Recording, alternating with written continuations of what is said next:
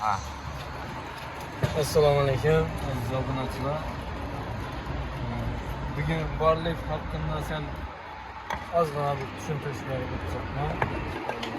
hozir bu Rond-fonddan aytilgan bu yaprog'imiz Xiva shahrida joylashgan Kosa qismida ishlayapmiz.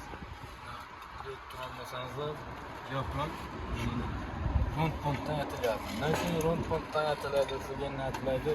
Tabii ko'pchilik odam savol beradi. Bu savollarga hozir qisqacha javob berib o'tsak-mi?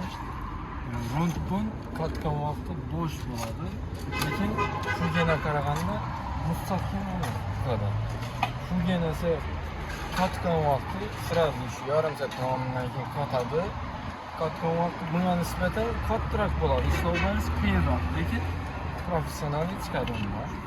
Biz hozir bundan rond-fond aytyapmiz. Bu mustahkam o'zini olsa, o'sha qismini xudo xolasa bitgan bo'lganini qo'yib qo'yamiz. Balki qo'llab qoladiganini nima ishni ko'rsatib o'tdim. Medayni yaproqlashdan yaxshi oldu.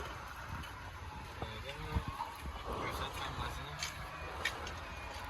atamiz oxirida.